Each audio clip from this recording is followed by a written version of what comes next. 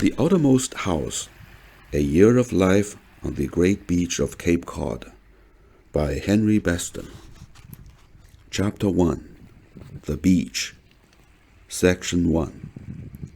East and ahead of the coast of North America, some 30 miles and more from the inner shores of Massachusetts, there stands in the open Atlantic the last fragment of an ancient and vanished land.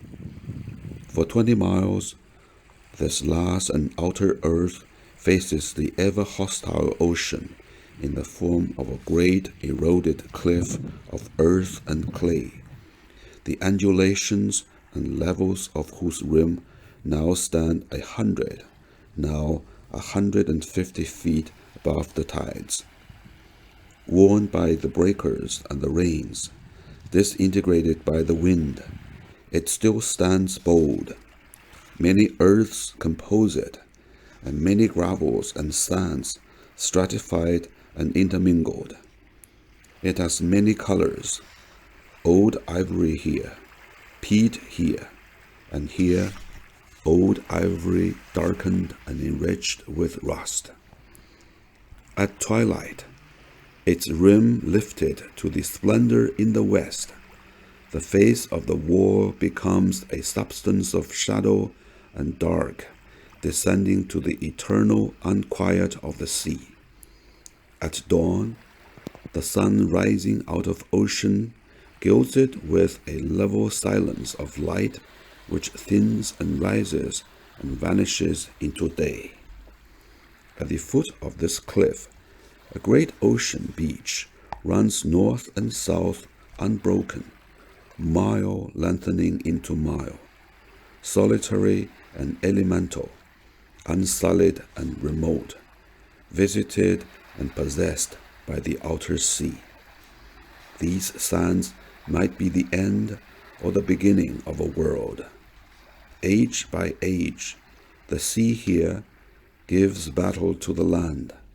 Age by age, the earth struggles for her own, calling to her defense her energies and her creations, bidding her plants steal down upon the beach, and holding the frontier sands in a net of grass and roots which the storms wash free.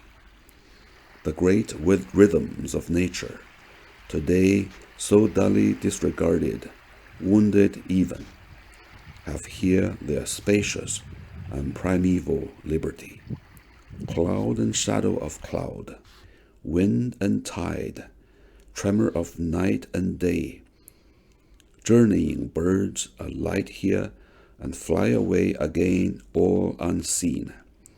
Schools of great fish move beneath the waves.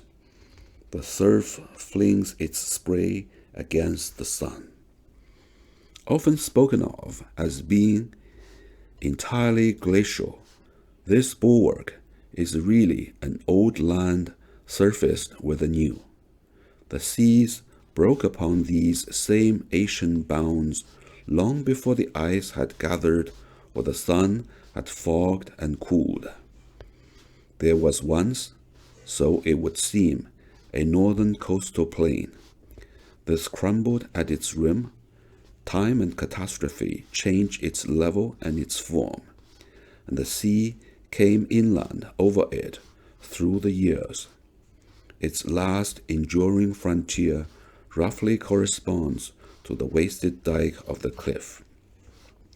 Moving down into the sea, later glaciations passed over the old beaches and the fragments of the plain, and stumbling over them, heaped upon these sills their accumulated drift of gravels, sand, and stones.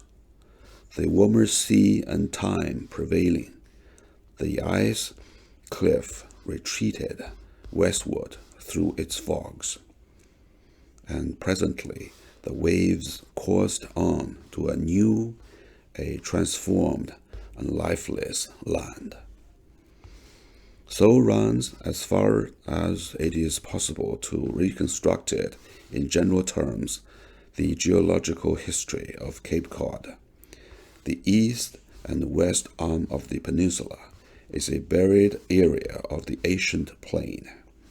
The forearm, the glaciated fragment of a coast. The peninsula stands farther out to sea than any other portions of the Atlantic coast of the United States. It is the outermost of outer shores. Thundering in against the cliff, the ocean here encounters the last defiant bulwark of two worlds.